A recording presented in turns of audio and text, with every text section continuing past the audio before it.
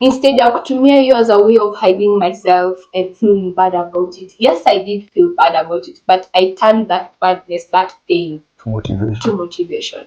So alikuja class akasoma, hey, people laughed. Hadi mwalimu akaniambia umeandika kikamba tupu.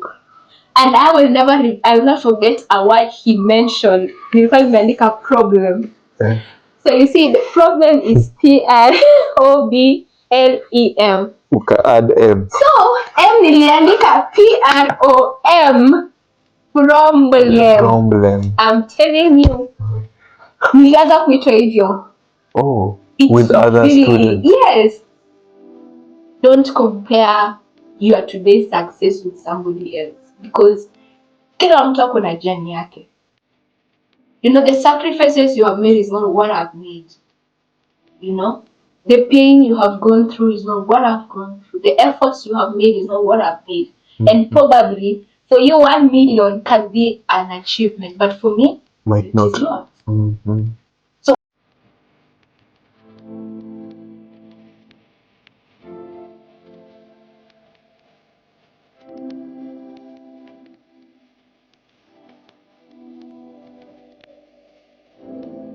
Hello, wonderful humans. Welcome to Modern Day Campfire by your host, Martin Sambia, where we advocate for mental health through visual arts and talks. And today, our magnificent guest is Beatrice Mbithe. Karibu sana, Beatrice. Thank you so much, Martin. Yeah, I'm very, very grateful to have you. And I'm just looking forward to see what this will turn out to. Yeah, me too. I'm really hopeful, looking forward. Some of these are nervous and all that being in camera, but I'm really happy. Yeah. I'm glad to hear. Yeah, you're welcome. And to a 3-year-old, how will you best describe yourself? I was shy. I was shy. I was emotional. Always emotional. But I was very, very, how will I put it? This kind of a girl who tries to do everything right. That has been me since young days till today. Yeah.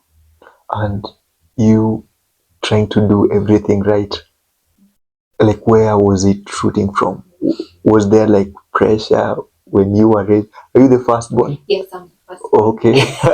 Yeah, it makes sense. Okay. Yeah, that makes a lot of sense. Yes.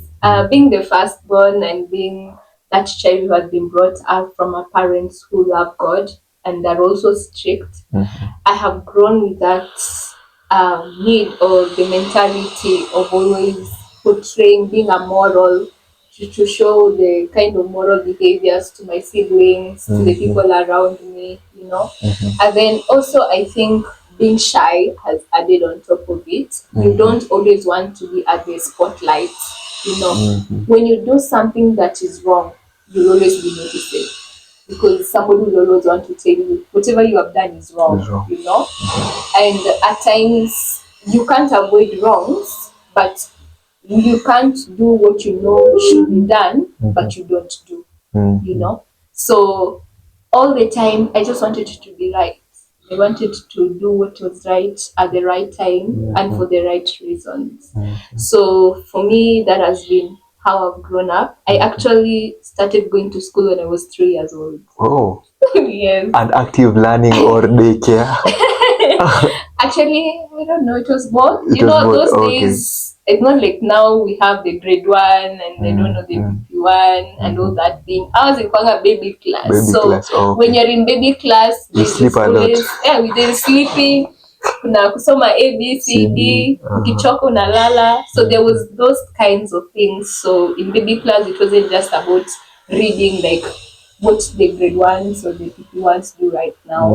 Our time was kind of different. Yeah, that makes a lot of sense. Yes. And will you consider yourself a lucky person? Yes, I'm a very lucky person. Why is that the case?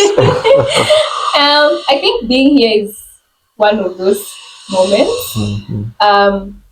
For me, opportunity is something that happens to all of us. Opportunities are all over like around us all the time. You know, I can't even fully tell how we met. You know, it is just like Random. just a random meet up, like how we started our conversations until here. I can just say it's just an opportunity because you know when you are passionate about something and you find out there is somebody else who is more passionate about you and actually he's doing the things that you wish you have done them at this moment, and then all of a sudden you're connected to them and you hope one day you can also get that platform to actually know them, to understand what they do, and also to share in that experience, you know. It's an opportunity you're looking for. And for me, this is an opportunity, and I have seized it. And so it is luck for me to actually be there with you today. Yeah. And also, me too, I always see everything as an opportunity. Yeah, sure. So having you here today, already I've gained a lot, maybe directly and others indirectly. Yes. Others I can't fathom, but I am very lucky also to be in your presence. And also thank you for saying yes. Yeah, to be my guest. Thank you. I'm noticing from our conversations, after every one paragraph, in every paragraph there is passion, passion, passion. What is passion to you, and why is being passionate about something important? Okay, passion for me is more diverse on you as an individual. It focuses on you, like what do you love, what do you like, what are those things that you do and you feel more joyful doing them? What are those things that you look forward to do all the days? Like when you wake up, just other than work, other than you're chasing your career, what is this thing that makes you happy when you do them? Is it cooking? Is it dancing? Is it singing? Is it mentoring? Is it speaking to people? What passion is that thing that makes you feel alive? Alive. Okay. Yes. For me, it is speaking. For me, it's helping Speaking. others. For me, it's I can't say I like dancing, but I like music. You like I like music. seeing people dance. Why don't you like that? Do you dance alone? Eh, not really. Do you dance alone, Beatrice? You really don't dance alone. When nobody's watching. Yeah, okay, okay. When nobody's watching, I can dance, or I can find myself moving my body. Definitely. You know, dancing is all about moving your body. It's not just moves and all that. Just having a moment with yourself. Yes. So I can say when nobody's watching, I move my body. Yes. Yeah. And why is having passion important? Passion is important because it is the only thing that drives you or pushes you to your purpose. And you talk about things that makes you happy. There nilikuwa nimebaki nyuma kidogo, but when you added like makes you feel alive, I kind of felt like, yeah, now that was very profound. Yes. Because when it comes to happiness, there are people who, do you feel like maybe that those people who engage into, I would say, self-detriment maybe activities, but they give them that instant gratification, which is depicted as happiness. So putting those people in mind, how will you best define maybe what happiness is? Okay. For me, happiness is a hormone that is released in our body, the dopamine hormone. You have heard about that. A reward that we give to our body, especially when we do something that makes us excited or something. So you might find somebody who is going through a phase in life, and maybe he or she is kind of feeling low motivated and is not feeling like happy. He's maybe sad. Maybe he has been grieved, or maybe he has lost a deal at the workplace or something. And that person thinks by drinking or just going outside and doing something will make me happy, you know. No, somebody like that, you'll find that that thing that he yearns for is not actually, just as I've said, it's like a gravitation, a delayed gravitation of the true happiness. So he's finding happiness on a short term period by taking something just to make that person feel, now I'm excited. Or for example, love for that person who wants to approach a lady who mom, I'm saying, hey, no, this guy, hey, this is now the lady of my life. But you don't have the courage to actually confront them. So you find people find that little excitement from drinking or from taking something. Okay. So like maybe going to drink, they avoid now approaching the red. Okay. They get the courage now. Oh, okay. Okay. Yes. Okay. You see, there are people who get courage by boosting their energy, boosting their excitement with something to be able to express themselves. But you see, now that is not happiness, because it will not last for a period. It will only be for a short term period, just to make you feel like I can do this now, but in real sense, you can do it. Unless you do this, you can do it. You see, so that happiness truly is not true happiness, because happiness can be, you can get it anywhere. The way you say, people say that ukiwa na pesa utafurahia maisha, but how many people have money but are not happy? A lot. So happiness has to come from within. It has to be something that is rooted from you internally. It's not forced. It is not fully, how would I put it, fueled by external things, but it's something that actually comes from the inside. You have heard people say that poor people are happy, and some say poor people are sad. So it just depends on what is coming from within. Yes. His passion has to come from you. Okay. To bring that aliveness to the outside world. So without that inner understanding, that inner passion, that inner joy, you'll not have happiness. You'll fake it all time, all along. You keep pretending. You smile, but deep down your heart, you know you're not okay, and all that. Yeah. So for me, happiness has to come from you. That's it. Thank you. That is well defined. And also, when you were describing yourself at 3 year old, yes, what I was getting also from that constant pressure that you were getting, it kind of made you like seek for outside validation a lot. And from the way you are also defining what happiness is, able to tell that you really understand what having this inward success, having this now, like not depending on the outside validation, like you have that grasp. So at what point in life were you able now to get the understanding and maybe start now pursuing the inward validation? And yeah. Okay, wow. That's question. Thank you. It has really taken me back to my younger days. Not that I'm old. I'm still growing, so that I'm old, but it takes me back to the young girl that I was so many years ago. So for me, I'm going to try to compress my whole journey of life until the time I really discovered to actually stop looking for validation from people and actually look it from the inner part of me. Because that is something I have struggled for. I've struggled a lot. And it's also something that I have battled with for a very long time. It is also some of the things that have fueled me or given me the passion and the desire for mental health.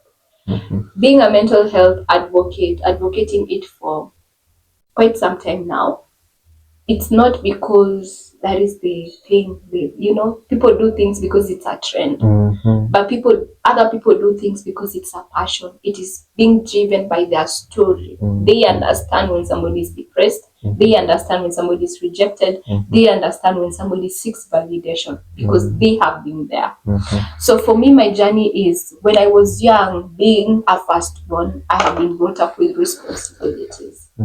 And that need of always being right all the time, I have always struggled or tried to ensure that everything I do is right. I didn't want to do anything that is wrong. And as a child, you have to have the space to do what is wrong, and also to have the wrong parts. That is you growing up. Being allowed to make a mistake. Yes, being allowed to make a mistake.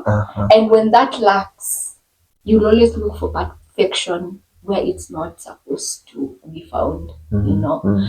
So me growing up, always wanting to do what is right, I had to responsibilities, you know. I have sisters, I have a brother who are looking up to me. I have to show them the way, you know. You're also a Christian, you have to do what is right. So there's a lot of things that even if you want to explore, you won't. You have to keep it for yourself. You know, you want to do all the things to impress people. But what about the things that you want to try, that you want to feel? What happens to them?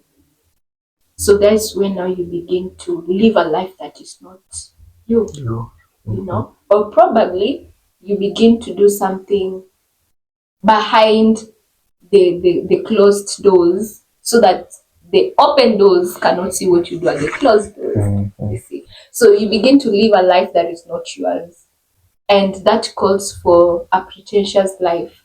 And when you begin to live such kind of life, you'll find that you'll never know who you are at all.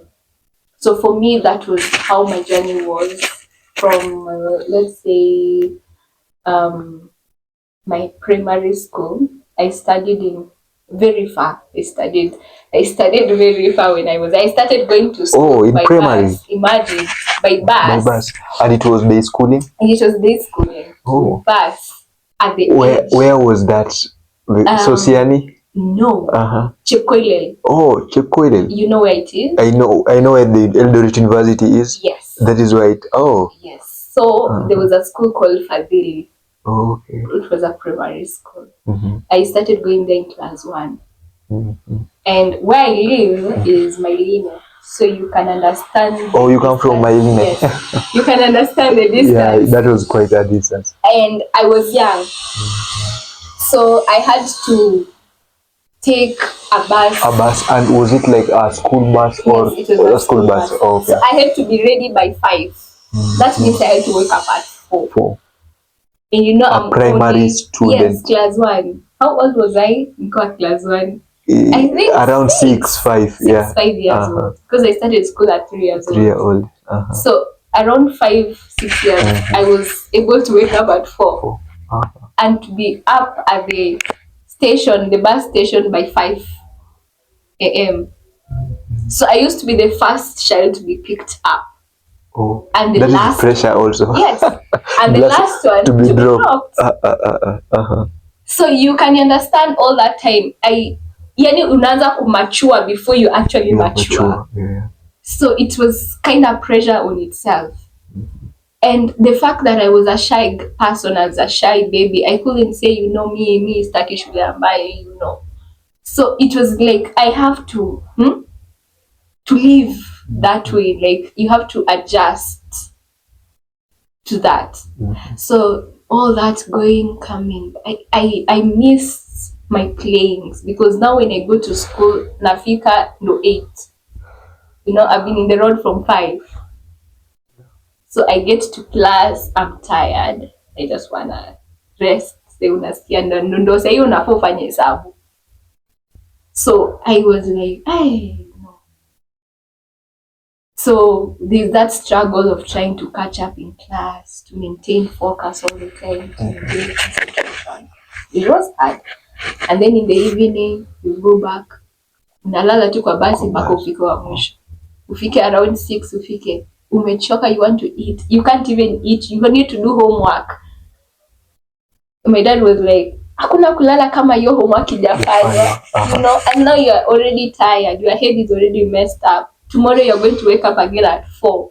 So it was the system for the next, I think, until I was in class 5.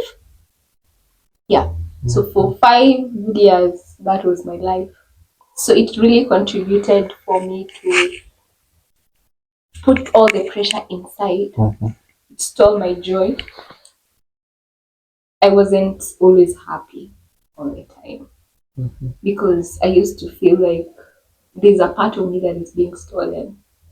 The child part, the joyful part. I wanted to experience life like a baby, but it couldn't be possible because I had school. You know, you had school. That was a responsibility. Yeah, so that was another kind of risk. So I started being responsible at a very young age. Yeah. So after that, I think it was after clashes in 2007, the school was somehow messed up with, so we couldn't continue with the same school, so I was transferred. And thankful to God, I got a school near just our home. So it has just begun. The question answer too. So I went a shift from waking up at 4 to 6 to now. 6 now. So it was a good change. Now this is class 6 class now. 6. Class 6 now. After studying for 5 For good 5 years. good years. Oh.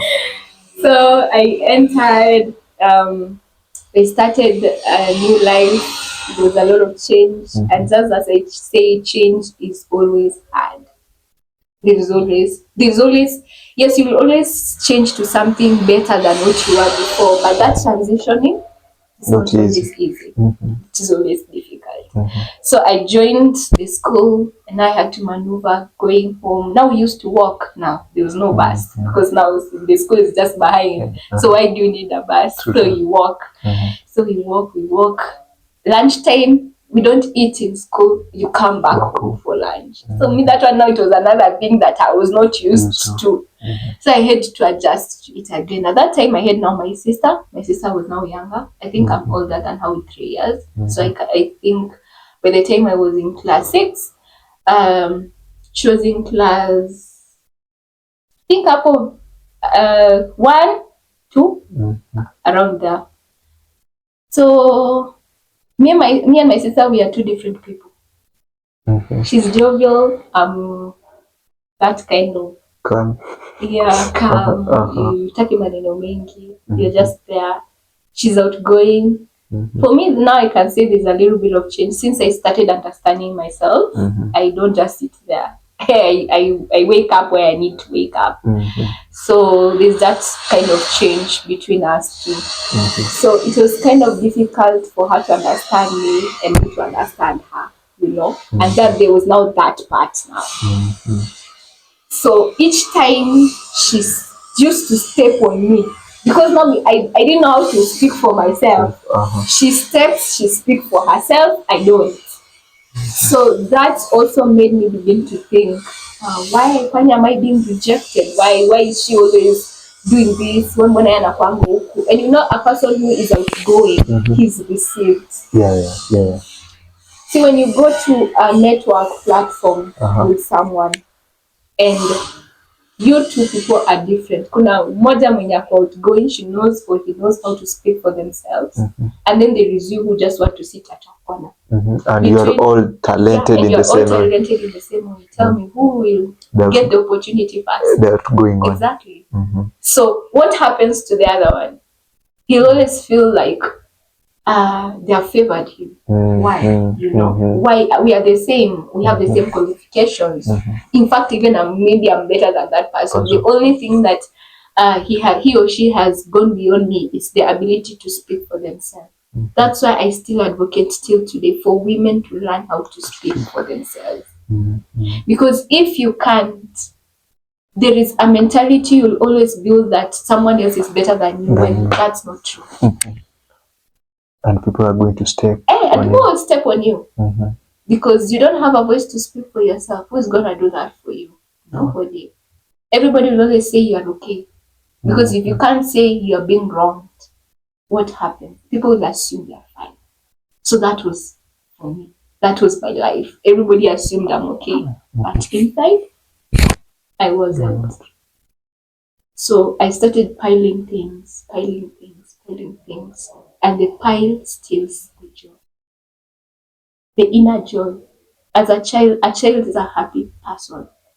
In fact, in the whole world, children are the happiest. But if you as a parent can't recognize when a child sleeps behind, you will never know. So for me, I was always keeping things. Till one day my mom noticed, hey, mtoto ana furaha. Something is wrong. And as parents begin to know, when you grow up, you begin to notice the characters between different children. Huyu ako hivi, huyu ako hivi, huyu hapendi hivi, huyu hapendi hivi. So I struggled. So ndo nikaanza kujua mimi niko na shyness. I didn't know how to speak to myself. I kept emotions to myself. I struggled emotionally. That fear, that lack of happiness created anger. Anger turned to depression. By the time I was in high school, I was a very angry person. Not because I was born like that, not because I'm angry, but because of circumstances. The things that I wouldn't let out have now been turned to become anger. The things I couldn't speak about turned to become anger. The things I couldn't be able to say, you have done this wrong to me, turned to bitterness. So it began to become a struggle. In class 7, I remember struggling academically. Because when you're not in a good, safe mental, good mental space, there's a lot of things that you'll not perform well, including your work, including your relationship with people. There will always be something that will change your behavior. The mind has a way of influencing our behavior. And when the mind is not fully okay, our behaviors will also portray the same. So I started drifting from people, isolating myself, feeling like I wasn't important, feeling all kinds of rejection and all that. And all this because I did not actually understand myself. I just allowed people to tell me mi nakaaje, sis, kenye unatafuta kwao haiko, unajijazia. No? When you expect somebody to show love and they don't, you just say, mimi anipendi. You stay somewhere, mtu akunyime kitu, akikunyima unasema nilijua tu, maybe I'm not good enough. So everything I keep telling myself, keep growing. It grew until it became now part of me. And there is nothing bad than having something negative becoming part of you. It will mess you up. So I became fearful. I didn't like who I was becoming at all. Ningetoka huko nje nicheke tu na mtu aseme uko sawa, lakini ndani naumia.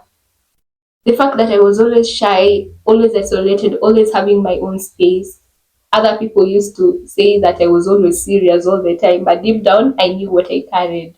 You see, people view what they see, but what is within, they have no idea about. So those kinds of things stole all my happiness.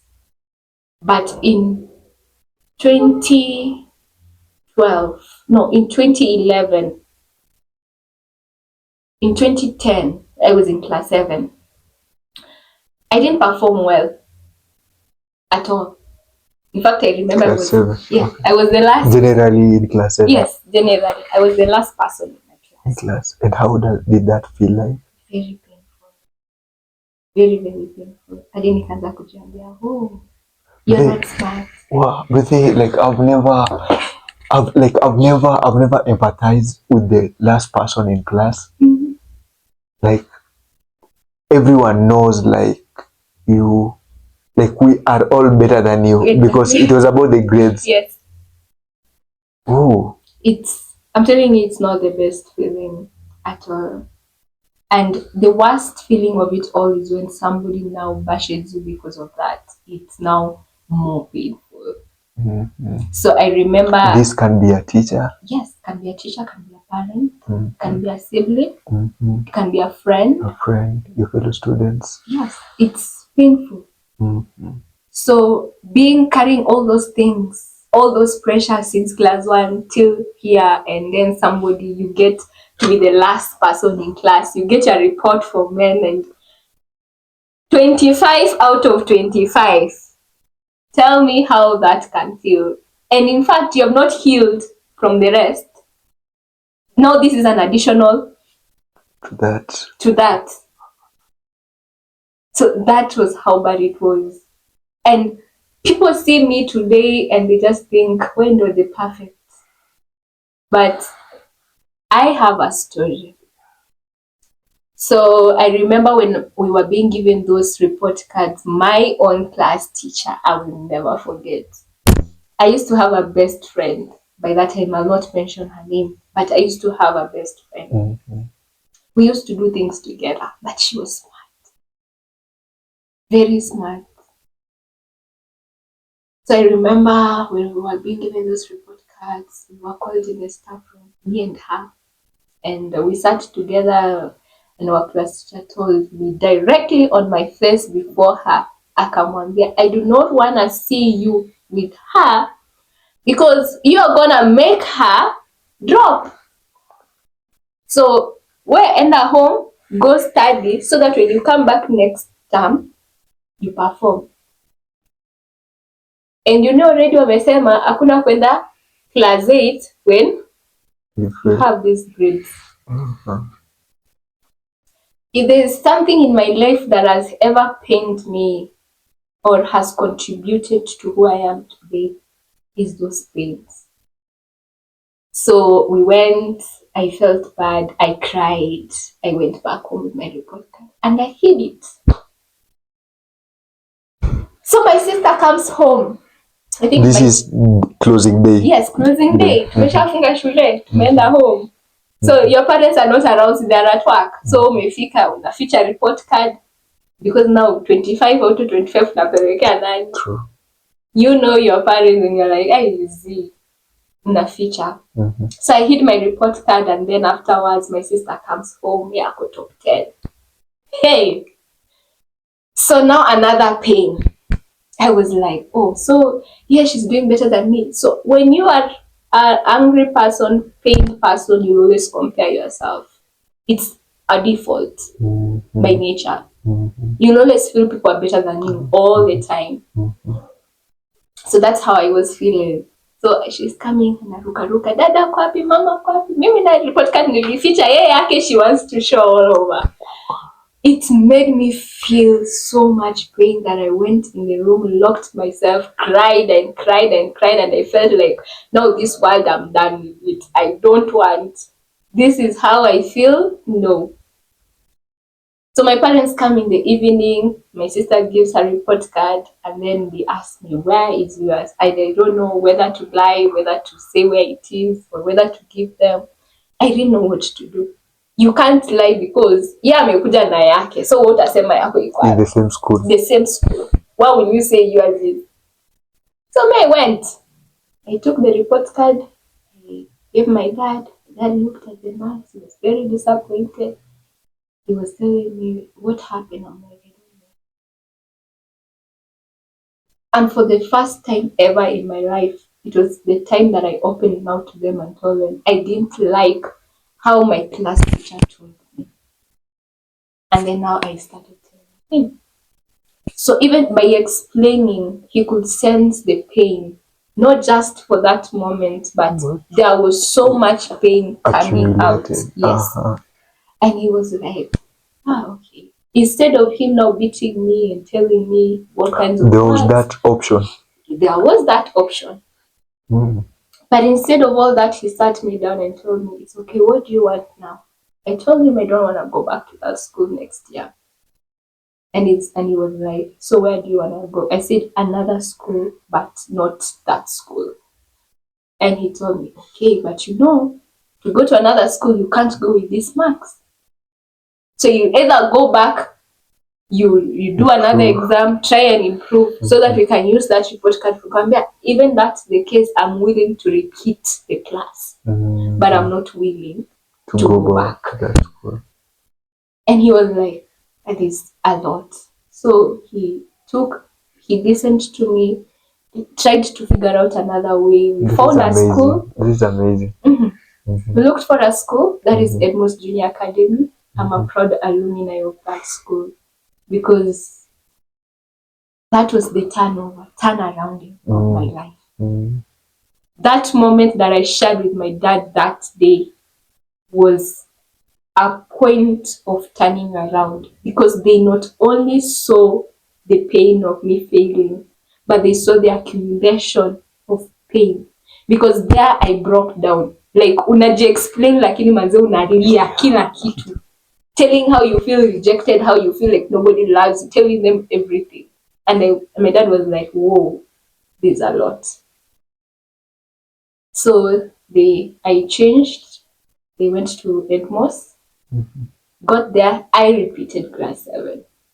So to those who feel like walirudia shule, na mna feel that makes you lesser of a person, manze, it doesn't. It doesn't. So I repeated very happily, manze, very, very happily. I was so proud to tell people narudia class 7.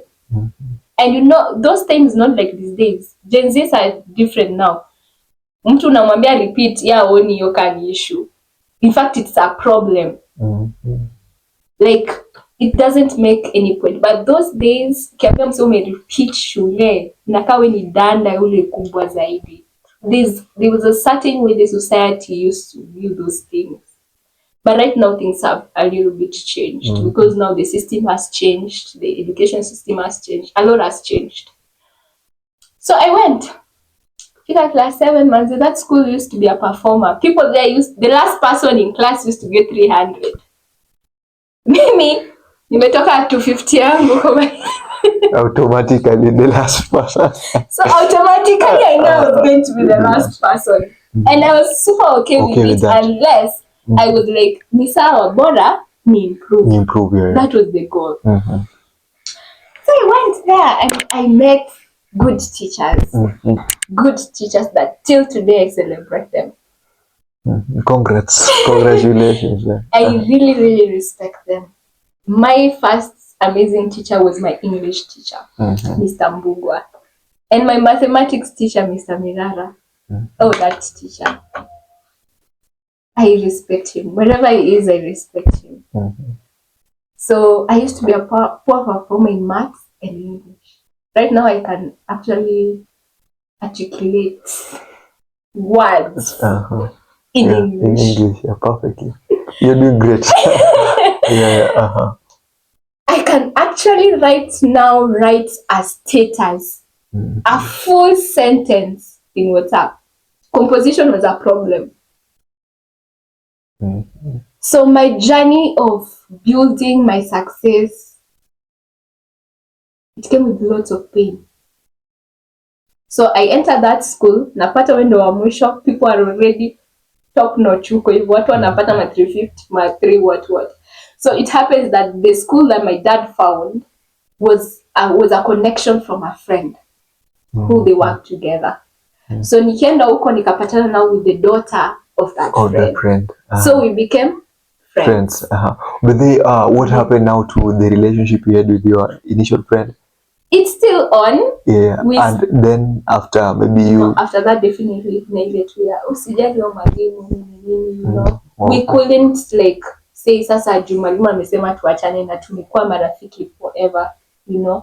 So we kept our friendship all that time until today. However, we don't talk much because of communication. You know, people grow, things change, numbers change. Then there's that loss of communication. But we remain friends afterwards. Yes. Impressive.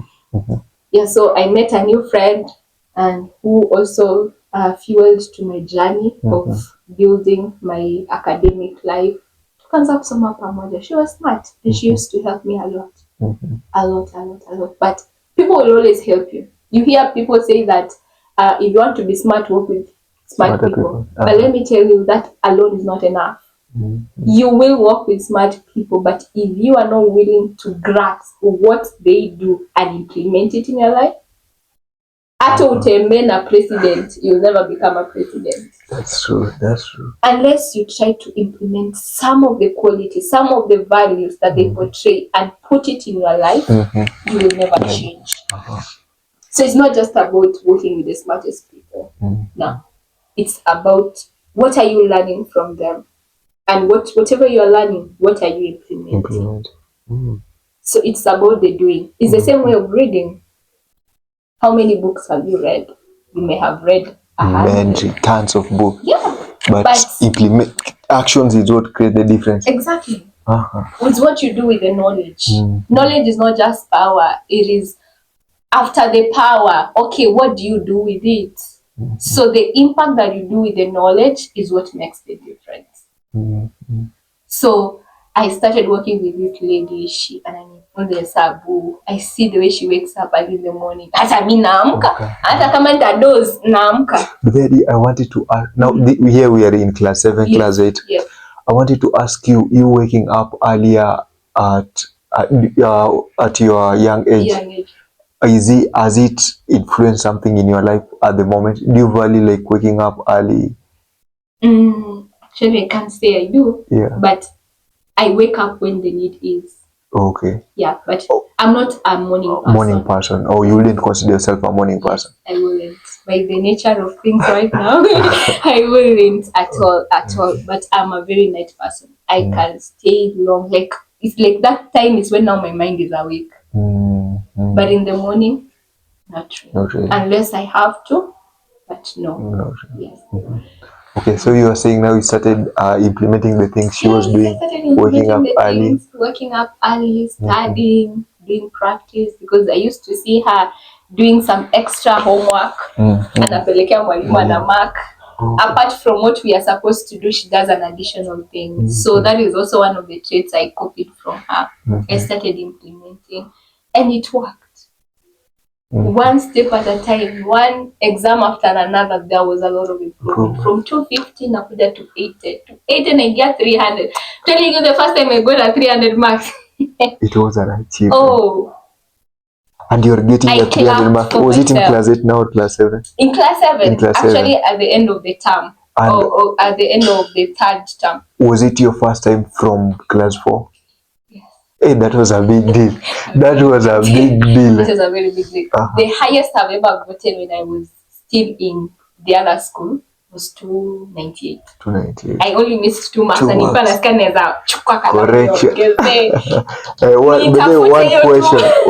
that is 2 marks. But it never did.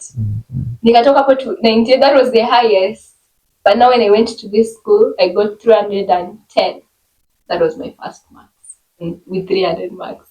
It was a great achievement. I called my parents. Hey, nilitafuta simu hiyo siku because it was a boarding school. Cool. Okay. Yes, I called my parents. Hey, Dad, my dad was happy. He was so happy. And I'm telling you, I clapped for myself.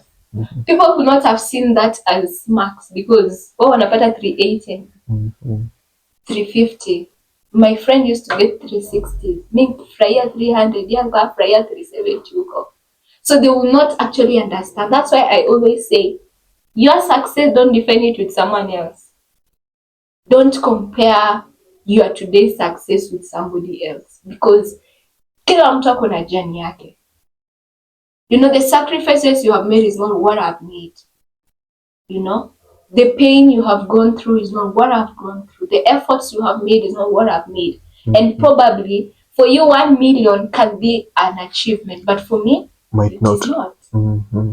So when you keep comparing with people in TikTok, Instagram, where you will lose your purpose in the midst of all that, and probably die not achieving them, because unatrai kuweka mguu yako kwa kichwa cha mtu mwingine, which is actually not possible.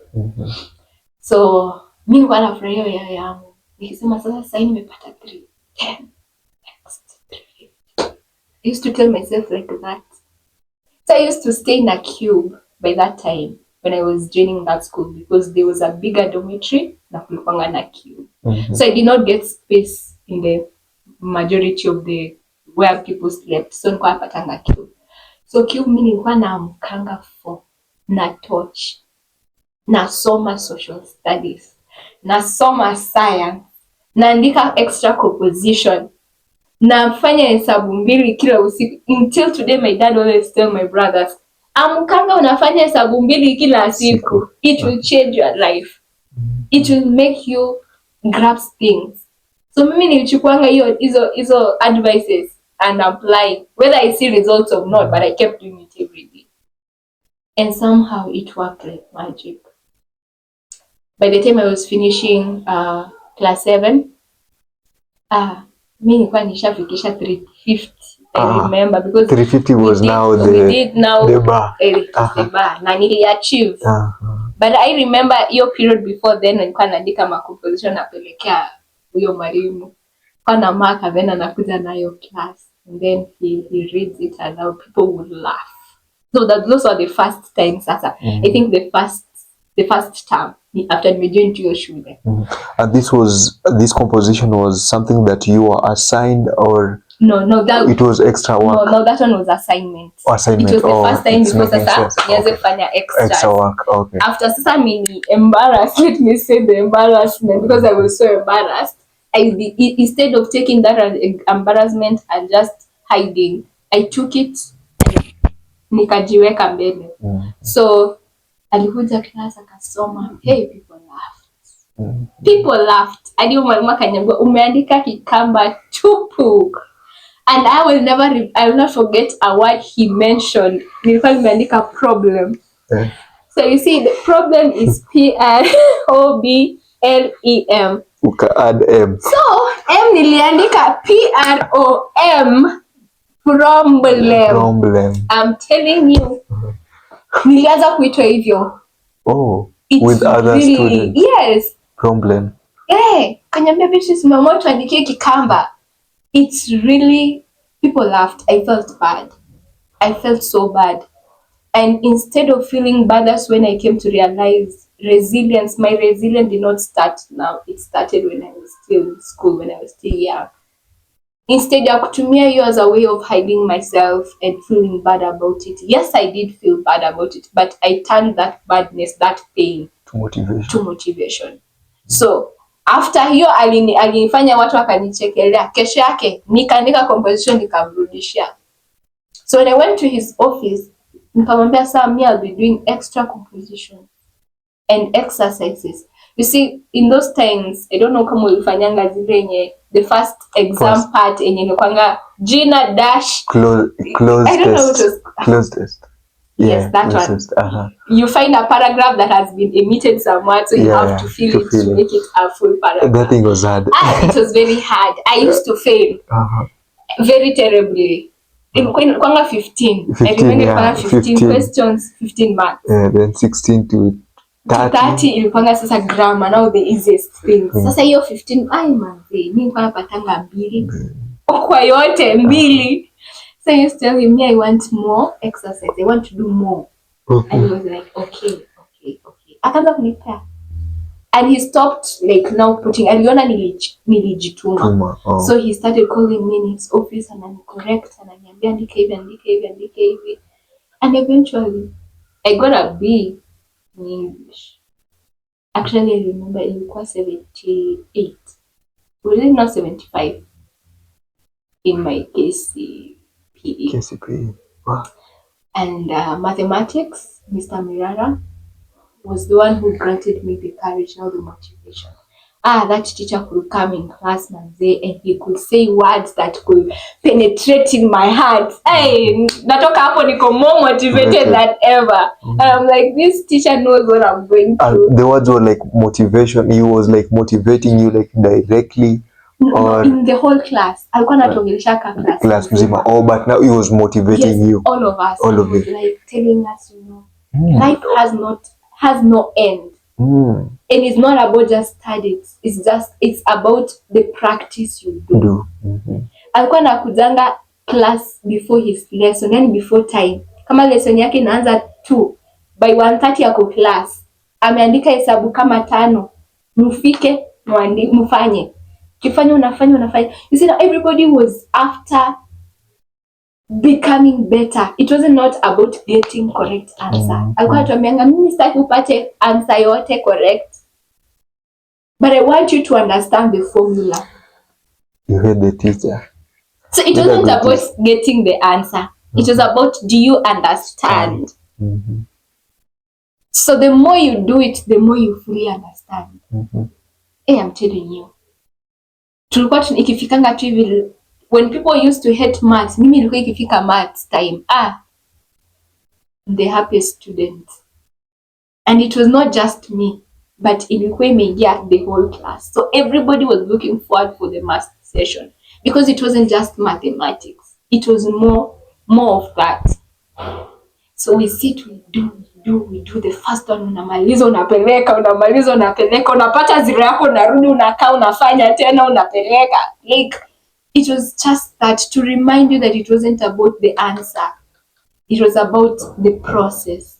Are you getting the formula? Are you understanding it? Do you know how to implement it? And he used to tell us, Kenye nawafunza hapa is not just maths, it's life. Because life is a process. If you don't understand what you want in life, you will always do a lot of things. Waste time, waste resources, waste relationships. And then you die without fulfilling your purpose. Hey, that teacher, I salute you, sir. We planned for his we planned for a visit to visit him. Oh, with your fellow students, alumni. Who knew him? Because later on, after me nimeshatoka class 8, he retired. Oh. And after retired, he had to go back home, and tukasema, this man has played great roles in our life, we have to go back to say thank you. And we planned. Yaani umwai kaa chini ukatafuta marafiki zako wenye aliwahi funza, mwende mtafute mwalimu mmoja. Bado. Very impossible. For us, we did it because he taught us a lot. Not just maths, but he taught us a lot. By the time I was finishing my class, nikimaliza class 8, sasa when we were doing now mock, tunafanya sasa KCPE, we used to do mock for preparation, and then 1 month later tunafanya KCPE. So tukifanya mock, I had 324 marks. And they used to say whatever you get is a reflection of your what KCPE you get result. in KCPE. Mathematics, I had 86%. I have never gotten an 86% ever since I stepped in school. Class 1 hadi class 6. It was mock was considered the hard. It was considered the hardest. But for me, nakwambia, that was my turnaround. After that, I started for my KCPE. After KCPE, my results came. I had a 326. So from mock, I added 2 more points.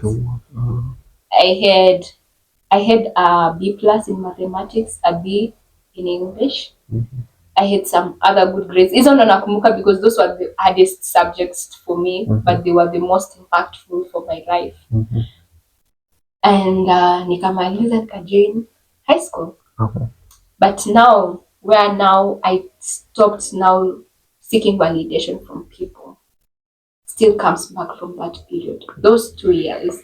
Now joining high school, or say class 7 and 8. Yeah, 7 and 8. Class 7. Oh. I stopped seeing my success, my life based on the eyes of others, and started to view, what do I want for myself. I started trying to find happiness from myself, because the more you seek to get it from people, it will never be enough. It will never. So I stopped trying to be right all the time. I want to be wrong to be corrected, not because I'm doing wrong ati kwa sababu najua ni right lakini sitaki kuifanya, nataka tu nifanye hii makosa. The wrong comes when you have no idea about it, but life happens. Okay. Yeah. So for me, I started viewing life differently. I started trying to be happy by myself. It's not easy, by the way, but you just have to figure out a way. And then in class 8, after nishamaliza, there is this camp that people go. I think it's still there. PCA.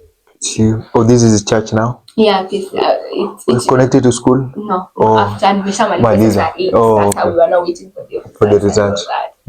So parents used to have this thing. Nikimaliza class 8, I think. Oh, it's just meant for class 8 students. Ukishamaliza class 8. You see how people go for circumcision, they are going to be prepared to be taught, all that thing. So for us, it was like a church. We went to PCA, so the boys used to go differently as we go differently.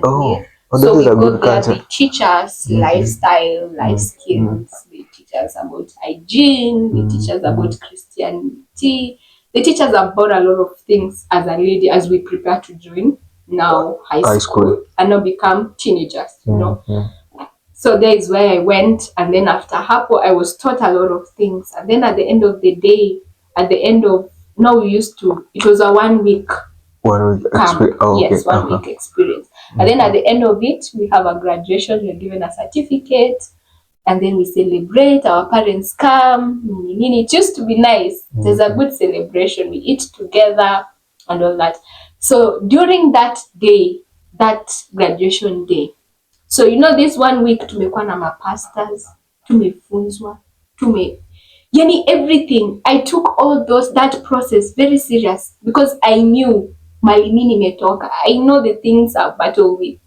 Yani I was self-aware about everything that has happened in my life. The childhood that I've missed, the responsibilities that I had to carry that zingine nilijiekelea, you know, all that. And I came to discover like, wow, I need help. I need to listen. I need to find a way out. And I took that 1 week very seriously. At the end of it all, that pastor, you know, we were now transitioning. They had to preach, they had to pray for us and all that. It was a Christian camp, so it had to be there. So when the pastor ameongea kabiri, and he was talking about your walk with Christ. You can't do life, a successful life, without walking with Christ. He preached, ikaniingia hadi kwa roots. And this is now another journey. That's now another journey that began for me. For religion now. For religion.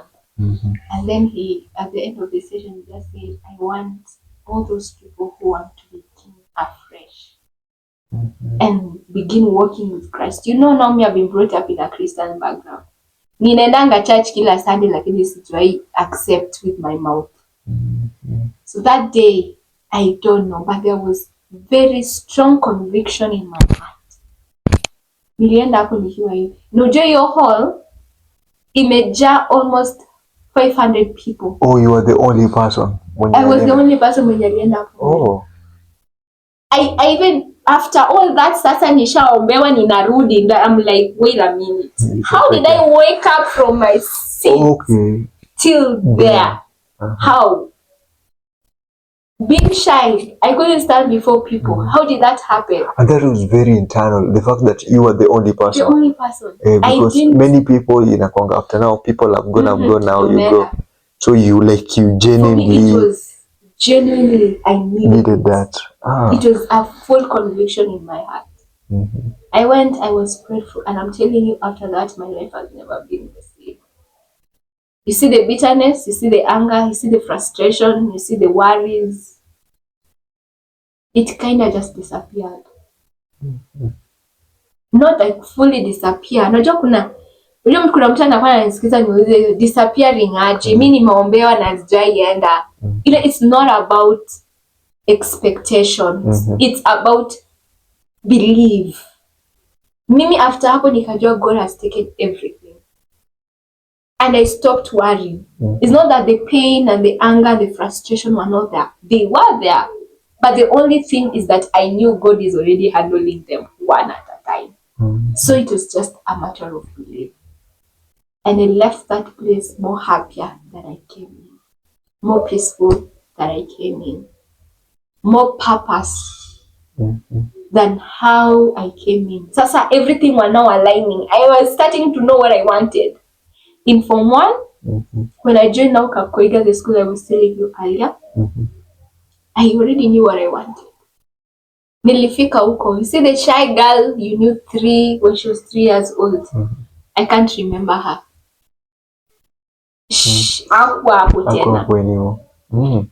I started preaching in our dormitories. As Mama juu ya bed, manze. I didn't care whether you listened or not. I preached. I read a verse. After reading a verse, I preached, I prayed, I left. Because we had 3 dormitories. Your dormitory, more don't understand, Kapoiga is a big school. It's a school that started long time ago. So the number of people were quite a lot, the number of students. So basi mamangu huko nanze naongea from one bed to another. Nasimama hapa juu ninapreachia hiyo, wenye watanisikia hapo, na nenda huko mwisho nafanya ingine na maliza, naenda dormitory ingine nafanya hivyo. Ikifika 10 kabla ya time wakitaka kuzima lights, I go back to my room. I sleep. Kesho najua nitaanzia wapi. I did that.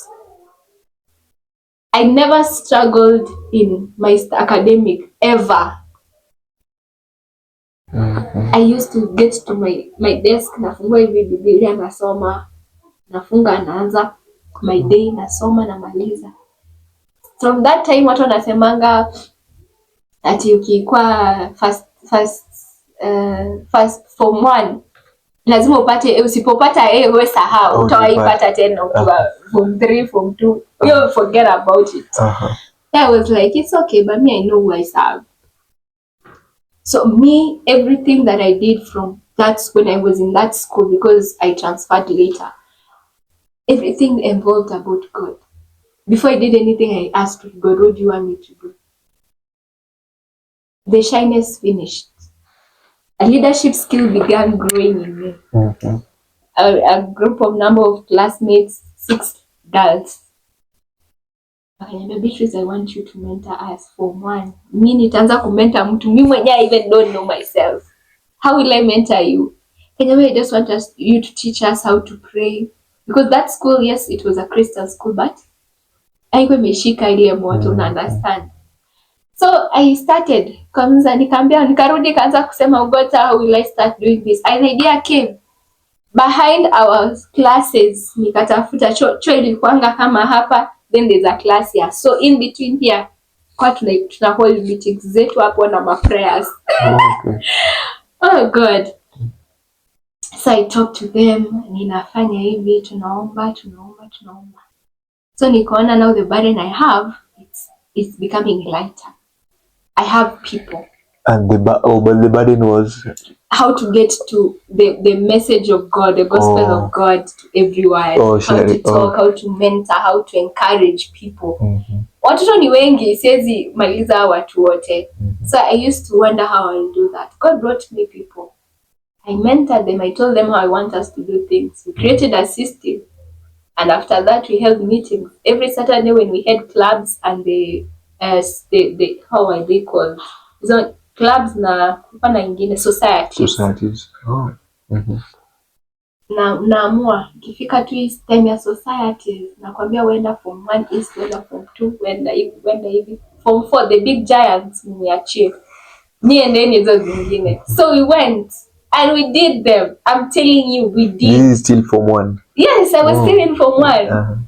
I was in, actually ilikuwa second term sasa. Nimeshaka shule kidogo. Tukaenda wakaanza your program. We go, they speak, mimi naingia form 4. And you know how form 4s are. They will always tell you don't want to hear those nonsense. But somehow God favored me. I didn't enter in any of the form 3 or form 4 classes and I was bashed out. They listened. They listened. I preached, I talked. Ifika siku ya parade napewa hadi opportunity ya kwenda kufanya devotion. Like I started seeing the leadership in me growing. I became a leader. Actually, I became the head of what is it called? We used to have a club in school that was dealing with how will I put it? There's a way we used to call them. Ilikuwa kama mentorship. It was more Christian but not. But ilikuwanga tu hapo hivyo. Ilikuwa tunadeal na mentorship na counseling. It was like a counseling department. It wasn't fully in our school unless right now they've introduced, but it wasn't there. So nikaekwa hapo. After hapo nikakuwa prefect within the same year. Nikakaa form 1, it was that easy, but in that term I began sickly, kaza kwa mgonjwa. Nikaona hii vita. We prayed, but then I discovered now it was becoming so intense and the environment pia was a bit very cold. So my parents suggested I transfer to a different school. But being transferred, I can also say it was God's plan. Because after nimetoka huko nikaingia Kitale school, I must grow. There was a great growth. You must grow. Yes, Okay. yes. Sasa katoka huko, kashikilia tu huduma vile vile. I went back to school, started talking to people. As always, I did not allow my light to be dimmed. But now the school was more informed, not compared to the other one. The Christian background of the school was a bit high compared to the other one. The principal herself was a Christian herself, so matters of Christianity was upheld with so much honor. So there was clear direction of the Christian background in that school. So me fitting in was not hard. Ka fit in, nikaanza kupewa my responsibilities. And let me tell you, when there is something in you, when there is a passion, when there is a drive, it can't be hidden. People will always see it. So my CU chaplain akaanza kuinotice. Kaanza kupewa time na preach. I started fasting, I started doing a lot of things. God visited me in lots of ways, gave me a lot of ideas. I mentored a lot of my fellow students, and it used to make me so happy. Hey, so happy. Nilikuwa naingianga hivi class by the time I was in form 3 and form 4. Nilikuwa nasikia we are looking for Beatrice, napata tukaform 1 tukanakuja. Kwambia, you know this and this, you talk to them. Actually, I used to feel good. Very good. Like fulfilled. Like I felt like my life has just, I don't know, kama mtu anani understand what fulfillment means. There's just a certain thing that it happens to you. So I was happy. And then that's how it began. Nikagrow, kamaliza shule form 4 passed. But then, now to shock you. Remember that friend of mine in primary school? The one I was told not to be friends, to cut our friendship. I found her in the same high school in Kitale school. And it was very, very, I couldn't believe my eyes. I couldn't. Same class or different? The same class but different streams. Okay. And it was just one morning, na nikangua hivi nafungua hivi curtain, nataka kukimbia class na bump into someone. I'm like, wait a minute, is it you? And like, yes. Hey, we hugged there. We almost even cried. Lakini time sasa masaa ya kwenda class na hiyo, we couldn't catch up. We went back. And there was hope again. But now I found there was also a little bit of change. Drift, yeah. So things happened to her.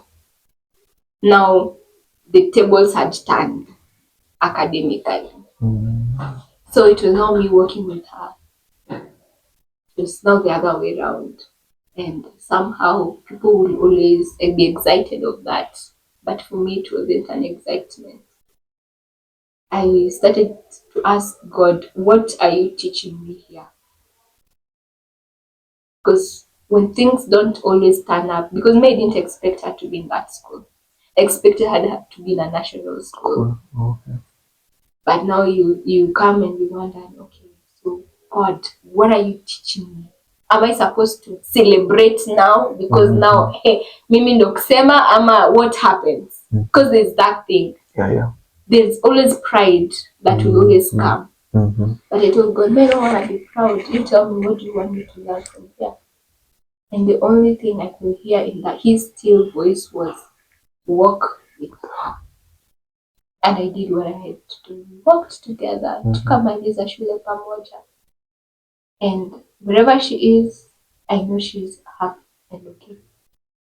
So that is how my journey of mental health, love for helping people, encouragement, how I found my way, my purpose, my passion, my peace, my joy, all centers back to all those steps of life. And afterwards, as I've said,